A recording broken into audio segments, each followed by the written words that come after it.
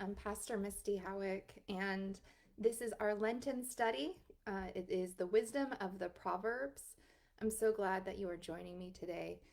We are here with New Song United Methodist Church, but it doesn't matter what church you go to. I hope that, if you find us and you connect with this, then you are gaining some kind of wisdom out of it. This is a Lenten series, and so it is daily, Monday through Friday at 2 o'clock that we're going to be offering this. You can access it every time, anytime after 2 o'clock. It'll be saved onto our Facebook webpage. And we just invite you into this time to read a book of the Bible that maybe you have not read before or not spent much time with. It is one of those good practices to read a chapter a day and just see how that goes. I'm doing Proverbs because it's part of the wisdom literature of the Hebrew Bible, along with Ecclesiastes and the book of Job. And it's one of those that I would even question its relevance today. Like, can we learn anything from it? Is there anything to gain from it? I was talking to one of our Bible studies. We're also doing a book study, and we have many small groups in our church, and I was leading one, and I was reminded by one of the parishioners how amazing some liturgy is during Lent, because the words are words that maybe have been spoken throughout time, throughout a long time by people of the church, and it holds history and it holds meaning, just out of the tradition of saying it together with so many generations of people. And so I'm finding that true with some of the Proverbs, especially the one from yesterday when we looked at chapter 4. I just found, some of those words very comforting. They were familiar to me. And so it is okay for us to find meaning in the Proverbs just out of, hearing familiar words and holding those in our heart. And some of them are promises, right, of blessing. Some of them are things to keep in our minds, especially with this wisdom literature. A lot of it is guidance, right? A lot of it is guidance. So I hope that you join me. I am at my house, so my internet is not the greatest, so hopefully this will work out okay. But we're going to go ahead and read chapter 5 together, and then I'll share a little bit of wisdom. Hopefully that will put things into context, but will also help us think about what to take away from it and its relevance for today. Here it is, Proverbs chapter 5. My child, be attentive to my wisdom. Incline your ear to my understanding, so that you may hold on to prudence, and your lips may guard knowledge. For the lips of a loose woman drip honey, and her speech is smoother than oil. But in the end, she is bitter as wormwood, sharp as a two-edged sword. Her feet go down to death. Her steps follow the path to Sheol. She does not keep straight to the path of life. Her ways wander, and she does not know it. And now, my child, listen to me, and do not depart from the words of my mouth.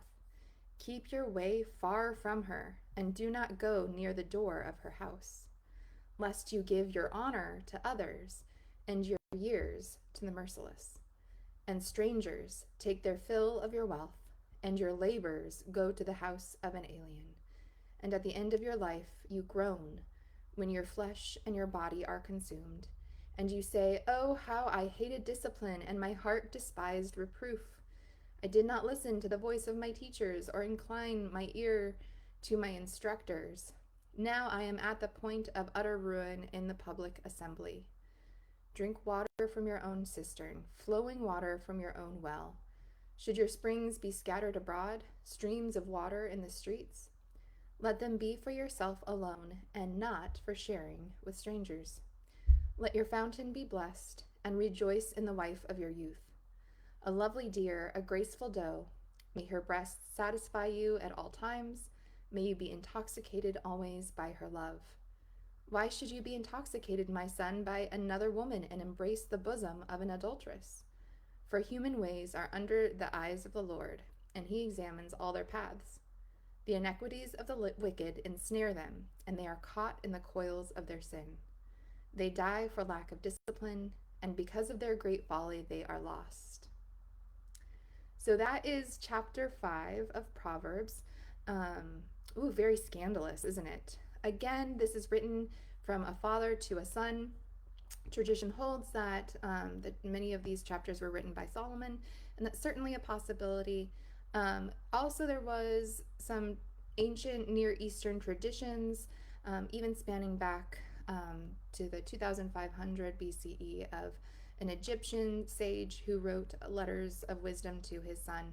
So the idea of writing a letter from father to son was kind of a part of that ancient Near East wisdom. And so the question is this all about adultery? Is this all about sexual immorality? Okay. And to look at the context, um, again, there's this loose woman that's referred to. It's already been referred to, I believe, in chapter 3, and will continue to be referred to. This idea, again, was behind the writings at a time when people were coming back from exile and they were moving back into Jerusalem and back into holy areas that used to be their home. And they have been misplaced, right? So or displaced, I should say. They've been displaced, and so now there are other people living in their homes that they would consider foreigners, or living in their towns. They've also been abroad and perhaps have gained, relationships or interactions abroad. So when it's talking about loose women, it is talking about foreign women, and specifically foreign cultures, and foreign influences. So there was an idea of purity at this time. Um, is this something that we need to pay attention to now? I think just having an understanding that when we're looking at that, that's the context in which they're coming from, and that was the value that they had at the time. I think looking at it from that perspective, we are okay to disagree. We know and value diversity, you know, in our contexts now. Um, in fact, cultural diversity is a blessing. It does get complicated when you are married to someone who has very different values than you, though. And I think that that is part of the subject matter of today's writings.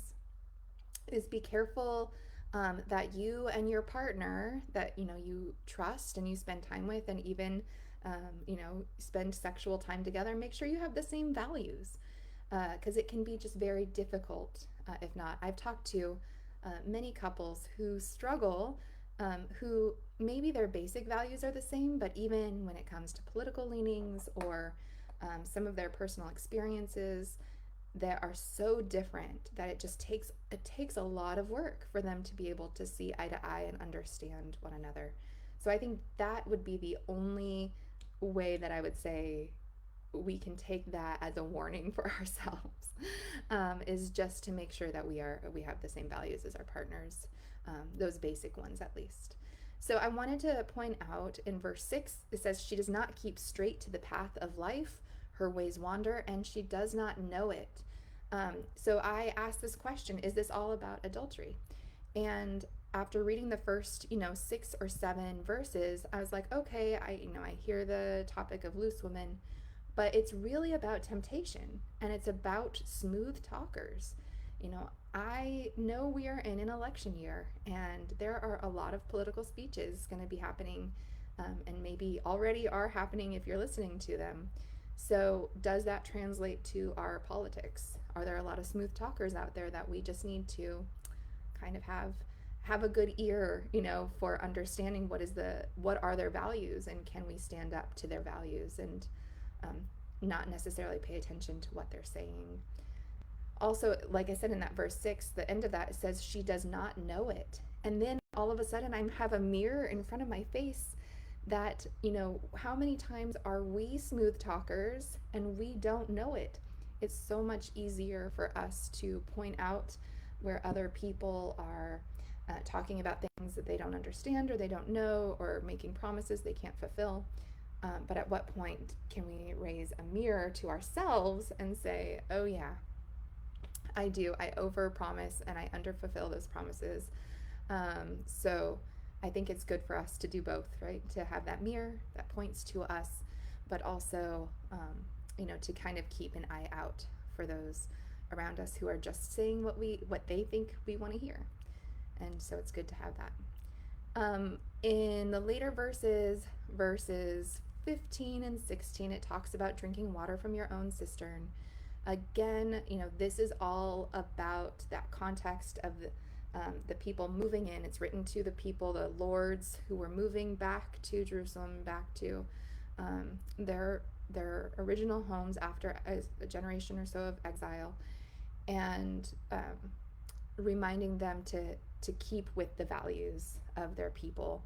And so this is just kind of some imagery of sharing your cistern, sharing your life with others. And I think it gets a little bit intimate and sensual there towards the end. Lovely poetry for us to guide our thinking and thoughts about our potential partners. And a reminder at the end, not only for the people who are reading it at the time of the exile, but also for us, that God is with us and God sees what's going on. And this is very much in the language of that, God is a judge. God is going to be watching you for whenever you mess up and will be punishing you when you do. But I think that there's also the language which we kind of pay attention to now and kind of interpret, which is there are natural consequences to our actions. So at the bottom it says verse 23, they die for lack of discipline, and because of their great folly they are lost.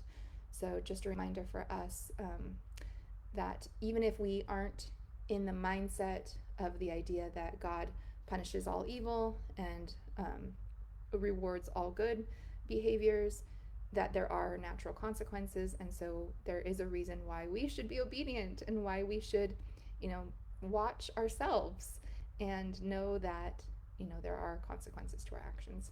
So very interesting. Tell me what you think. Let me know how your Lenten practice is going. If you have other Lenten practices other than reading a chapter of Proverbs every day.